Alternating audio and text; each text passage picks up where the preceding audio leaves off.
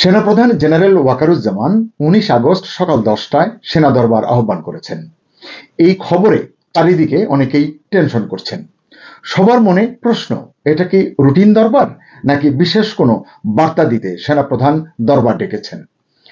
দেশের বর্তমান পরিস্থিতিতে এই দরবার গুরুত্বপূর্ণ হয়ে উঠতে পারে বলেও অনেকে মনে করছেন। কারণ প্রশাসনের সর্বত্র একটা টেনশন কিন্তু কাজ করছে, এটি অনেকটা দৃশ্যমান হয়ে উঠেছে। প্রধান উপদেষ্টার ঘোষণা অনুযায়ী আগামী ফেব্রুয়ারিতে নির্বাচনের কথা জোরে সোরে আলোচিত হলেও নির্বাচন নিয়ে এখনো রয়েছে ব্যাপক অনিশ্চয়তা। এর মধ্যে প্রধান যদি দু একটি বলি, তার ভিতরে একটি হলো জুলাই সনদ নিয়ে রাজনৈতিক দলগুলোর মধ্যেকার টানাপোড়েন। এরপরে রয়েছে নির্বাচনের পদ্ধতি নিয়ে বিশাল মতপার্থক্য দলগুলোর মধ্যে। জামাত সহ আরো কয়েকটি দল যেভাবে পিআর পদ্ধতি নিয়ে কঠোর মনোভাব এবং সিদ্ধান্ত জানাচ্ছে, তাতে নির্বাচন অনুষ্ঠানের সম্ভাবনা ক্রমশ ক্ষীণ হয়ে আসছে। বিএনপির অতি আশাবাদী নেতাদেরও কেউ বলতে শুরু করেছেন নির্বাচন নিয়ে কঠিন ষড়যন্ত্র হচ্ছে। কেউ তো বলছেন যে নির্বাচন হবে কিনা তারা বলতে পারছেন না। এরপর আছে আইন শৃঙ্খলা পরিস্থিতি। এটি যে নির্বাচনের জন্য অনুকূল নয় তা বলার অপেক্ষা রাখে না। নির্বাচনের সামনে বিরাট প্রশ্নবোধক চিহ্ন হয়ে দাঁড়িয়ে আছে মৌলিক সংস্কার এবং বিচার। এই দুটি ক্ষেত্রে সরকার এবং সংশ্লিষ্ট দফতর যতই তড়িঘড়ি করুক না কেন, শেষ মুহূর্তে নির্বাচনের সমীকরণ পাল্টে যেতে পারে বলে অনেক রাজনীতির পর্যবেক্ষক বলছেন। এমন সময়ে সেনাপ্রধান দরবার ডাকায় সবার মনেই নানান প্রশ্ন উঠছে। এদিকে আগামী 22 আগস্ট সেনাপ্রধানের চীন সফরে যাবার কথা। যাবার আগে এই অনুপস্থিতিকালীন সময়ের জন্য কোনো বিশেষ দিক নির্দেশনা তিনি দিয়ে যেতে চান কিনা, এটিও কিন্তু অনেকে আলোচনা করছেন। ইতিপূর্বে আমরা জেনেছি সেনাপ্রধানকে নিয়ে সরকারের শীর্ষ পর্যায় থেকে অনেক রকমের পদক্ষেপের কথা শোনা গিয়েছিল, যেটি অত্যন্ত নৈরাশ্যজনক। যদিও শেষ পর্যন্ত তেমন কিছু ঘটেনি। এবারের সিচুয়েশন কি তা এখনই হলফ করে বলা যাচ্ছে না। দেশের আইন শৃঙ্খলা পরিস্থিতি ভালো যাচ্ছে না, এটি তো আমরা সবাই জানি। ম্যাজিস্ট্রেসি পাওয়ার নিয়ে সেনা সদস্যরা মাঠে থাকলেও এর সুফল কিন্তু জনগণ পাচ্ছে না। দেশের উত্তরাঞ্চলের সাম্প্রতিক কিছু ঘটনা সহ বিভিন্ন ঘটনা সরকারকে যেমন বিব্রত করছে, সেনাপ্রধানকেও বিব্রত করছে। কিন্তু সত্যিকার অর্থে জনগণ পুরোপুরি হতাশ। সেনাবাহিনী সম্পর্কেও জনমনে আগের সেই আস্থাটা নেই বলে অনেকে মনে করেন।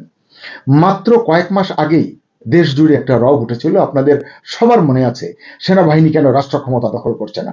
যদিও কোনো সুস্থ সচেতন মানুষ সেনাবাহিনীর ক্ষমতা গ্রহণকে প্রশ্রয় দেয় না বা এটিকে স্বাগত জানায় না, আমরাও জানাই না। সেনাপ্রধানও বারবার বলেছেন তিনি এই ধরনের কোনো অনিয়মের মধ্যে জড়াতে চান না। তিনি সরকারকে সরকারের কাজ করতে দিতে চান, সরকারকে তিনি সহায়তা করতে চান। যাই হোক, ধর্মীয় সংখ্যালঘুদের নিপীড়নের কারণে মানুষ কিন্তু এখন সেনাবাহিনীর উপরে বেশ হতাশ। বিশেষ করে গোপালগঞ্জের ঘটনার পর জনগণ সেনাবাহিনীর কাছ থেকে আর আসলে কিছুই প্রত্যাশা করে না।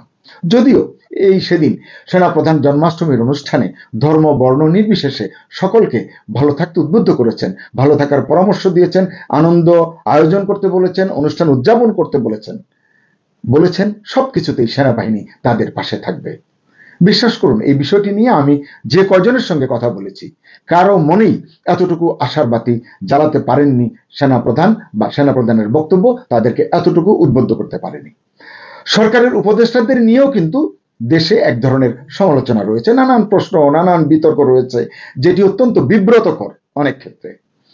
এছাড়া রয়েছে কি আওয়ামী লীগের প্রত্যাবর্তনের আশঙ্কা। এটি নিয়ে সরকারের ভিতরে এক ধরনের ভয়, পুলিশ প্রশাসনের ভিতরে এক ধরনের আতঙ্ক কাজ করছে। এটি সরকারের জন্য একটি বিরাট চ্যালেঞ্জ হয়ে দেখা দিয়েছে। সামনে যদি নির্বাচন অনুষ্ঠানের আয়োজন ঠিকভাবে অগ্রসর হয়, সেক্ষেত্রে আওয়ামী লীগ সরকারের জন্য অনেক বড় চ্যালেঞ্জ হয়ে উঠতে পারে। এক্ষেত্রে সরকার কি সিদ্ধান্ত নেবে, যত দ্রুত তারা সিদ্ধান্ত নেবে তত বিষয়টি সহজ হতে পারে বলে রাজনীতির বিশ্লেষকরা মনে করছেন।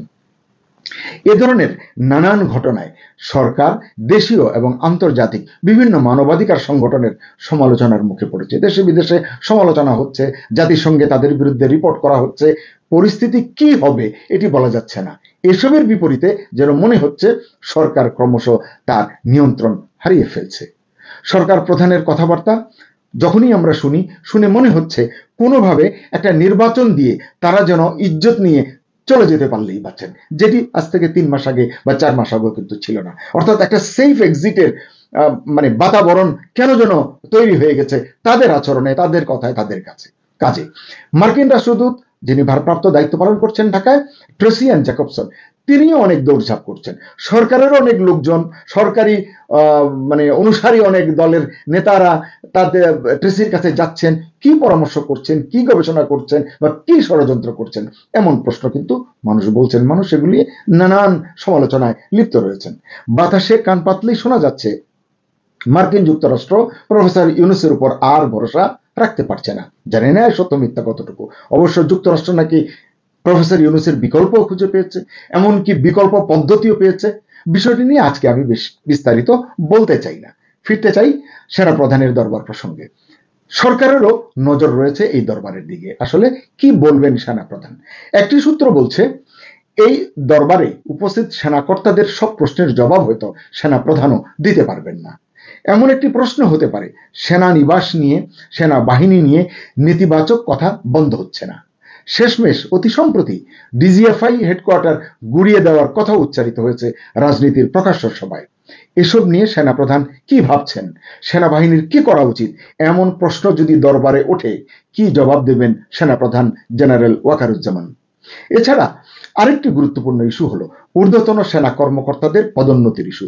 এ সংক্রান্ত একটি ফাইল প্রধান উপদেষ্টার দপ্তরে রয়েছে, কিন্তু এটি নির্দিষ্ট যে সময় লাগে তার চেয়ে বেশি সময় ধরে সেখানে রয়েছে বলে অনেকের মধ্যে সংশয় দেখা দিয়েছে, টেনশন হচ্ছে। তারা বলছেন ফাইলটি হয়তো আটকে রাখা হয়েছে।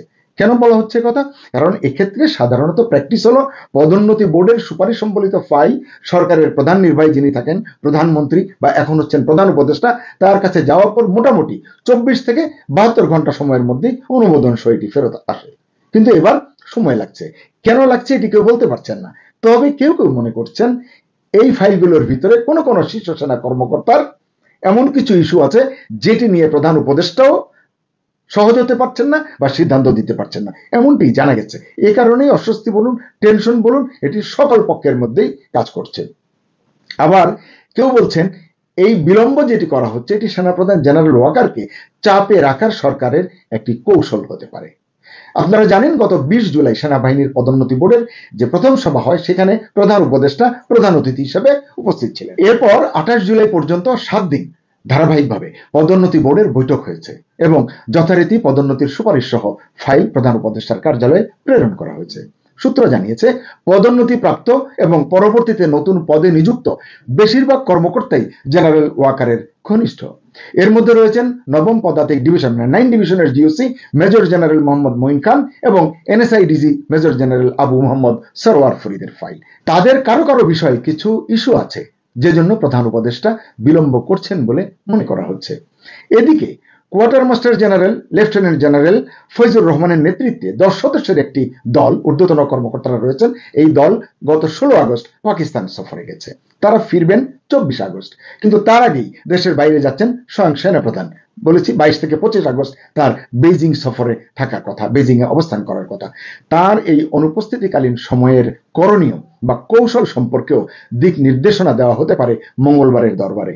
আরেকটি বিষয় গুরুত্বের সঙ্গে বলতে চাই, সেটি হচ্ছে যে সেনাপ্রধান যাচ্ছেন চীনে, কিন্তু অন্তর্বর্তীকালীন সরকার আমরা দেখছি এক ধরনের তাদের পরিকল্পনার জন্য পরিবর্তন হয়েছে। তুরস্ক, পাকিস্তান এবং যুক্তরাষ্ট্রের সাথে প্রতিরক্ষা সহযোগিতা জোরদার করার উপায় অনুসন্ধান করছে। এমন একটি প্রেক্ষাপটে সেনাপ্রধানের চীন সফর কি বার্তা নিয়ে আসে সেটাও দেখার অপেক্ষায়। সে পর্যন্ত সবাই ভালো থাকুন, সুস্থ থাকুন, নিরাপদে থাকুন। আল্লাহ হাফিজ।